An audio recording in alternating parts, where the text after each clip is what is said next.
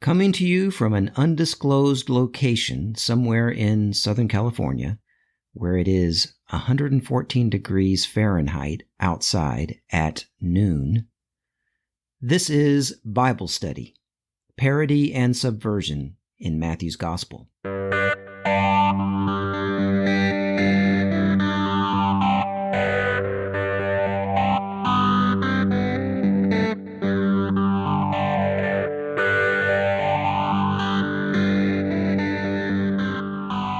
Thanks to all of you who have been listening and have gotten this far in this podcast series. Kudos to you.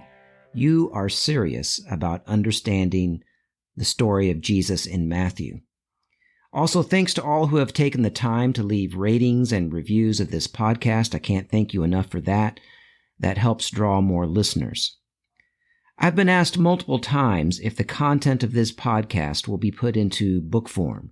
Well, when I began this podcast, I was not really intending to do that, but now I think that it will be a natural next step once I finish this series.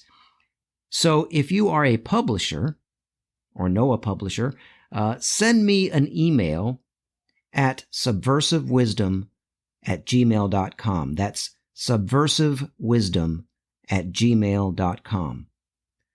I have one book out already that I will mention in this episode. It's really a short book on the Gospel of John called Subversive Wisdom, Sociopolitical Dimensions of John's Gospel, published by Whitfenstock Publishers. That's a book I wrote about 10 years ago and published 8 years ago. It was my first foray into getting my analysis of a gospel text out to the public. Whitfenstock is a large publisher of academic and popular texts on the Bible and theology. Because I was an unknown writer and they knew that the book probably wouldn't sell much, this is a niche market and sales tend to be very low even for well-known authors. Because I was unknown and they knew that it would not sell much, they required me to share in the cost of publishing the book, and I ended up losing money on that book. I don't need to make money. No one in the field of biblical studies and theology makes a lot of money off of publishing, but I would like at least not to lose money. So if you are a publisher and like the content of this podcast, contact me. Let's talk. subversivewisdom@gmail.com. subversivewisdom@gmail.com. And anyone who's listening who wants to converse with me can use that email as well. You're welcome to do that. In fact, I would very much welcome it. I think I would enjoy it. Some of you, by the way, may have found our Subversive Wisdom website, and I just want to let you know that it is not ready yet as of today, September 6, 2020, when I'm recording this. You can play most of our episodes there now, but it's not up to date. You can read a little of my bio and some recommended reading, but that's about it at this point. We have a tab that says Contact Us. Don't use that. It's not ready yet. The email will go nowhere. So anyway, that's all to say about the Subversive Wisdom website. But you can contact me at subversivewisdom@gmail.com. That works. So let's get into the episode for today. In the last episode, which covered the first half of chapter 11, I argued that Matthew's Jesus wields the power of interpretation in a way that changes the world. He reinterprets Israel's texts and also the whole world and the world's conventional wisdom. And he gives that tool of interpretation or reinterpretation to his disciples. This power of interpretation finds its energy in an alternative and subversive wisdom, the name of my first book. Jesus not only teaches this alternative and subversive wisdom, but as we will see in the second half of chapter 11, he becomes that wisdom. My name is Bert Newton, and this is episode 27 of Bible Study, Parody and Subversion in Matthew's Gospel.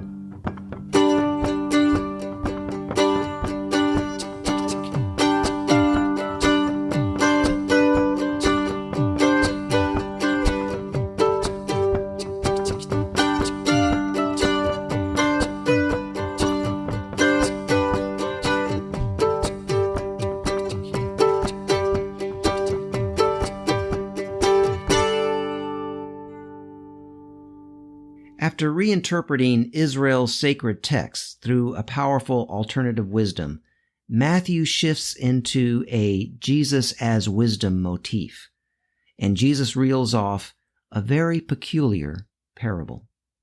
Let's read Matthew 11:16-19. But to what will I compare this generation? It is like children sitting in the marketplaces and calling out to one another. We played the flute for you, and you did not dance. We wailed for you, and you did not mourn. For John came neither eating nor drinking, and they say, he has a demon. The Son of Man came eating and drinking, and they say, look, a glutton and a drunkard, a friend of tax collectors and sinners. Yet wisdom is vindicated by her deeds. Jesus starts out by making a characterization about this generation. That term, this generation, should not be taken to mean everyone alive at that time. That's how we use the term. A generation to us is everyone born within a certain span of years. But that's not how the New Testament uses the term. One of the definitions given by Thayer's Greek lexicon for the Greek word used here is very helpful in understanding the connotation of this word. It defines the Greek word translated as generation. It defines it as a race of men or people very like each other in endowments, pursuits, character. A race of men very like each other in endowments, pursuits, character. And that seems to be how the term is often used in the New Testament. Luke 16:8, for example, has Jesus very clearly using this term to designate people not in his movement. In that passage, after telling the parable of the dishonest manager, he makes the statement, "For the children of this age are more shrewd in dealing with their own generation than are the children of the light." The children of this age are more shrewd in dealing with their own generation than are the children of the light. The children of this age or generation are contrasted not with those of the past or the future, but with the children of the light. That's the contrast. The children of this generation and the children of the light.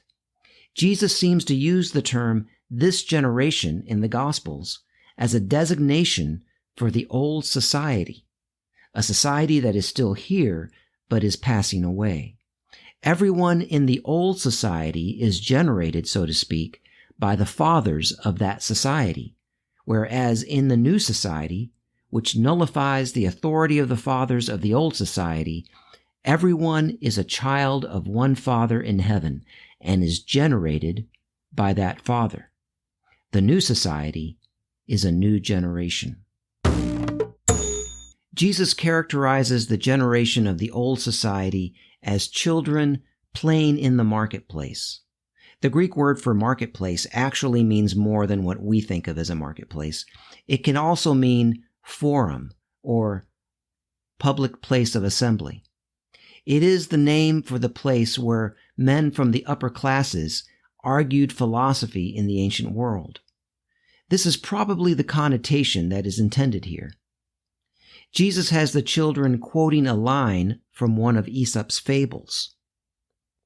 The line, "We played the flute for you and you did not dance," comes from the fable, "The Fisherman and His Flute." Aesop's fables were the type of thing that an ancient philosopher might quote to make a point, but it also sounds like a children's game.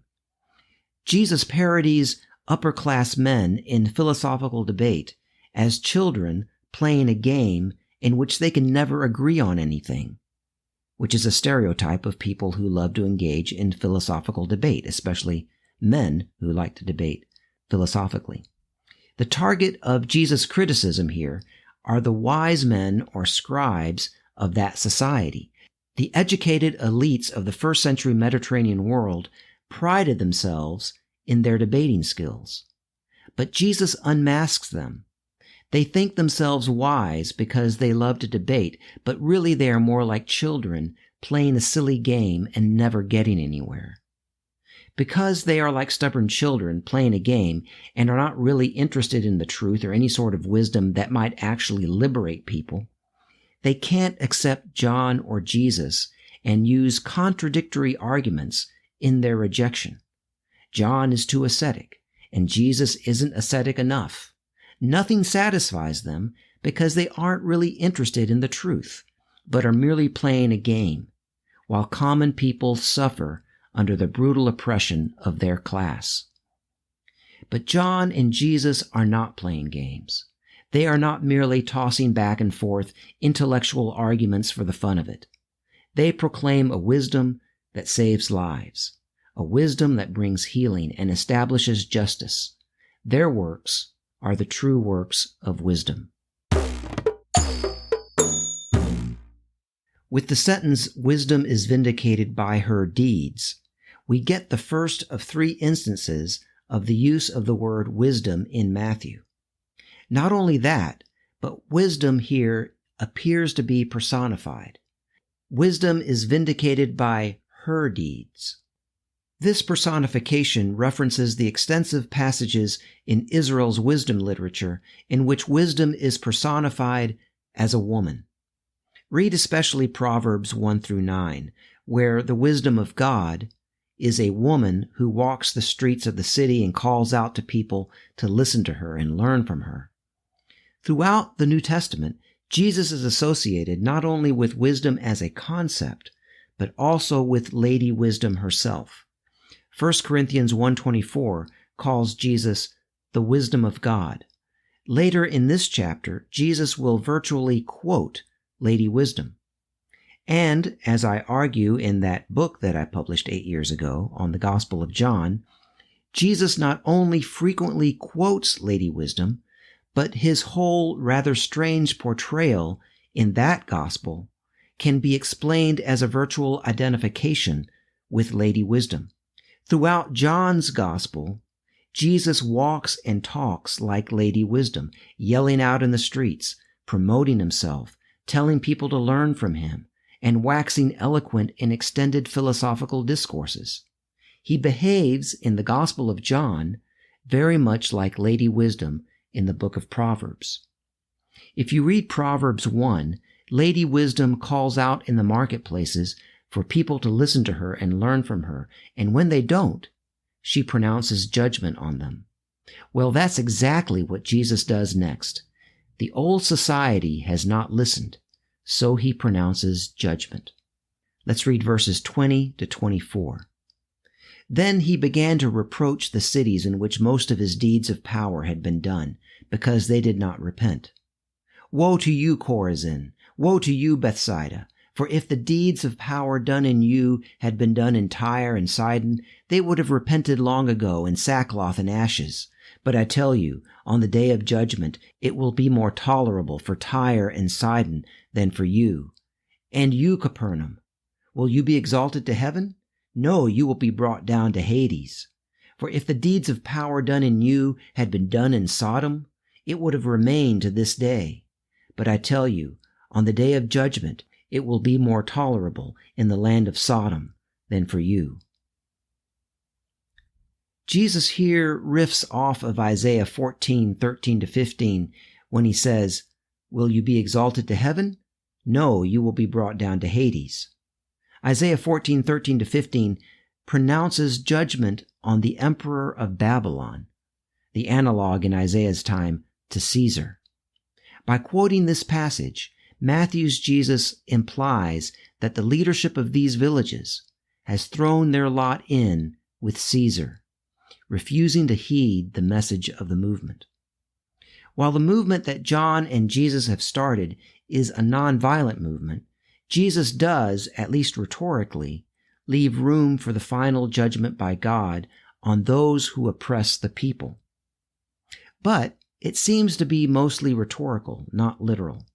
What I mean is that the images of judgment that Jesus uses in Matthew do not maintain any uniformity, but rather vary, and especially in this case, are consistent with how Middle Easterners might express moral outrage. In an earlier episode, I gave an example of how a Middle Easterner might welcome you into his house by saying that the house is yours and that you may burn it down if you wish. But he does not really mean what he is literally saying. I think the same idea may be applied here. The judgment that Jesus pronounces on these towns is not necessarily literal, but primarily an expression of moral outrage. The towns of Capernaum, Bethsaida, and Chorazin were mid-sized towns. They were not the main hubs of the upper classes, but from the criticism leveled at them in this chapter, it appears that the dominant households in these towns were affluent enough that they at least identified with the upper classes and engaged in similar leisure activities, such as philosophical debates in the marketplaces. So the judgment is primarily on the ruling houses. This will become even more clear in the next episode, in which we look at the end of chapter 11, where Jesus virtually speaks the words of Lady Wisdom as the conduit of God's wisdom to the peasantry over against the upper classes, the dominant households of Galilee. So tune in for the next episode for that. But in the interest of time, I'm going to end this episode here. My name is Bert Newton. The music for this podcast series is provided by Bob Nolte and David Martin, and this has been episode 27 of Bible Study, Parody and Subversion in Matthew's Gospel.